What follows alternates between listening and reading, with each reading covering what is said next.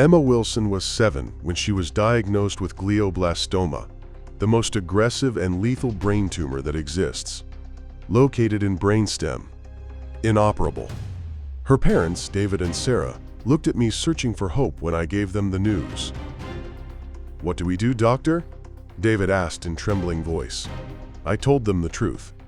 Aggressive chemotherapy, radiation, everything modern medicine offers. We started treatment immediately. Emma lost her hair, vomited constantly, her 7-year-old body enduring poisons designed to kill cells. For 3 months, we fought, but the tumor wasn't responding. Each scan showed the same nightmare, growing, expanding, invading more brain tissue. Dr. Jennifer Cole, our pediatric oncologist, called me to her office. "Michael, we've exhausted options. Chemo isn't working. Maximum radiation reached. There's nothing left." I asked for prognosis without treatment. She closed her eyes. 6 weeks, maybe 8 if we're lucky. I had to sit David and Sarah down and tell them medicine had reached its limit. "There's nothing more we can do. I'm sorry." Sarah collapsed. David grabbed my arm. "Doctor, there has to be something. Anything. Experimental, risky, doesn't matter.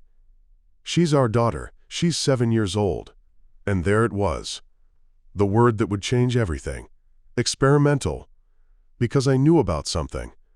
Something no hospital in the US would approve. Something illegal.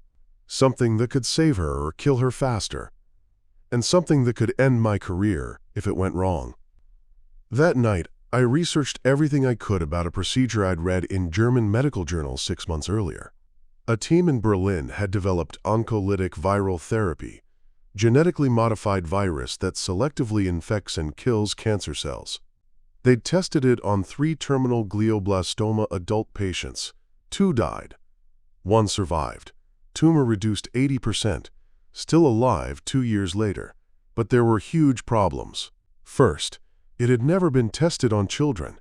The only successful patient was 52 years old. Second, it wasn't approved by any regulatory agency, not FDA in the United States, not anywhere. Pure experimental. Third, risks were terrifying. Fulminant encephalitis, uncontrollable seizures, death in days instead of weeks. And fourth, obtaining the virus would require illegal contacts, unauthorized importation, procedure without ethical oversight. The next day, David and Sarah returned. I explained everything. The virus, the risks, that 2 of 3 died, that it had never been tested on 7-year-old girl, that it was completely illegal. If I try this, I told them, I could kill Emma faster than the tumor. I could go to prison. I could lose my medical license forever. David looked me straight in the eyes. "Doctor, Emma's gonna die in 6 weeks anyway. 6 weeks of agony, pain, deterioration. If there's 1% chance of saving her, take it." Sarah added, crying, "Please, she's our baby. We can't just sit and watch her die." That night, I made a decision that would haunt me forever. I contacted the German researcher, requested the virus, and crossed the line that separates doctor from criminal. 2 weeks later, the virus arrived in unmarked package, shipped from Berlin to fake address. Inside, small vial with clear liquid that looked like water, but it contained billions of modified viruses, biological weapon designed to kill cancer. I kept the vial in my home refrigerator. Couldn't have it at hospital. Richard Hayes, hospital director, had explicitly forbidden any unapproved experimental procedures after I asked, hypothetically, about the topic. Emma was deteriorating rapidly. Severe headaches, blurred vision, occasional seizures, tumor growing, pressing vital structures. Maybe 4 weeks left. I planned everything meticulously. Sunday at 11 p.m., minimal night shift, few witnesses. Officially, I'd be doing routine lumbar puncture to relieve pressure. In reality, I'd inject virus directly into tumor, using portable ultrasound-guided needle I brought from home. David and Sarah knew. Nobody else. That night, Emma was asleep when I entered her room, her parents beside the bed. Sarah asked me, "Are you sure, doctor?" I told her the truth. "No, but it's all we have." I prepared the injection, hands trembling. 30 years of medicine, and I'd never felt so much fear. Because I didn't know if in the next hours I'd save this girl or kill her. I inserted needle at base of skull. Emma didn't even move. Sedated. Slowly injected the vial's entire contents. Billions of viruses entering 7-year-old girl's brain. Finished. Withdrew needle, and then all that remained was waiting to see if I'd saved a life or committed murder. First 24 hours, Emma seemed stable. No changes. I thought maybe it didn't work. But on day 2, hell began. Emma woke with fever of 104 degrees, violent seizures, uncontrollable vomiting. Her little body convulsing in bed while medical alarms screamed. Nursing team rushed in. I was there coincidentally on my shift. Acted surprised. "Reaction to tumor," I said. "Give her anticonvulsants, antipyretics." But inside my mind screamed, "I killed her. I accelerated her death." Sarah grabbed me, crying, "What's happening? Is it the treatment?" I nodded slightly where nobody else could see. She understood, and kept crying. Day 3 was worse. Fever rose to 105. Emma going in and out of consciousness, screaming from headache. Scans showed massive brain inflammation, exactly what I feared. Encephalitis. The virus was attacking, but also causing devastating immune reaction. Dr. Cole called me alarmed. "Michael, she's deteriorating faster than expected. It's like something provoked aggressive immune response." I had to lie to 30-year colleague. "Tumor's in aggressive final phase," I said.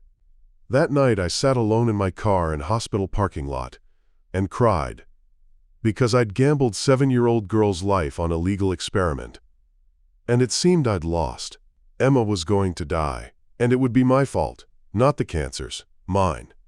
Day 4, I prepared David and Sarah for the worst. Inflammation's too much. She probably won't make it past tonight. Sarah couldn't even speak, just held unconscious Emma. But at 6 a.m. on day 5, something changed. Fever dropped. From 105 to 102. Small, but significant. By noon, 100. By evening, 99. Normal. Seizures stopped. Emma opened her eyes for first time in 3 days. "Mom," she whispered. Sarah screamed with joy. I didn't dare have hope yet. But day 6, Emma was awake, talking, asking for water. Day 7, she sat up in bed. Day 8, we ordered follow-up scan. When I saw the images, I couldn't believe what I was seeing.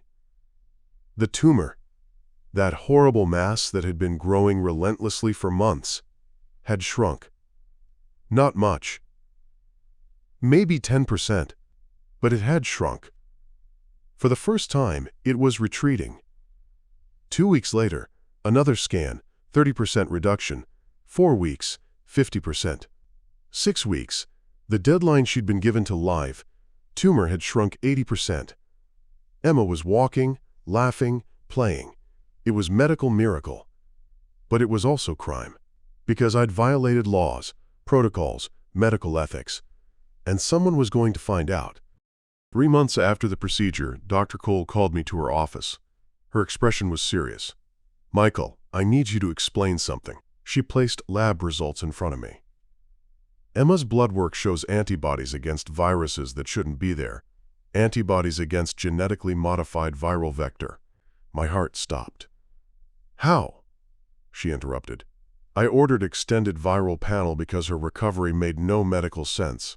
Tumors like hers don't shrink on their own. And I found this. She looked at me directly. "Did you administer experimental viral therapy without approval?" I could lie, but Jennifer was 20-year friend. I told her the truth. Everything. The German virus, the nighttime injection, the 3 days of hell. She stayed quiet for a long time. Michael, do you have any idea what you did? You violated human research protocols, biological materials, importation laws, FDA regulations. You put child at risk with unapproved experiment. I said, I know, but she's alive. Jennifer closed her eyes. I have to report this to Dr. Hayes. It's my obligation. A week later, Hospital Ethics Committee summoned me to formal hearing. 7 members sitting behind long table. Dr. Hayes presiding, and me standing before them, defending the most controversial decision of my career. Dr. Michael, Hayes began, do you admit to performing unapproved experimental procedure on minor patient? I answered, yes, I admit it. The committee deliberated 2 weeks. During that time, something unexpected happened. Story leaked to media. Doctor saves girl with illegal treatment. Hundreds of families with terminal children contacted hospital requesting same treatment. David and Sarah appeared on news. Dr. Michael gave us our daughter back when nobody else could. The verdict came. 6-month medical license suspension. Permanent ban from participating in experimental research. $500,000 fine. And official reprimand on my medical record. But no prison. No license revocation. Committee recognized that although I violated protocols, I did so with parents, informed consent, and saved a life. One member said something I'll never forget. What you did was illegal. It was also extraordinary. Both those things can be true at the same time. Today, 5 years later, Emma Wilson is 12 years old. She's in complete remission, goes to school, plays with friends, dreams of being veterinarian. Tumor never returned. I'm Dr. Michael. That procedure was the most controversial I've done in 30 years of medicine.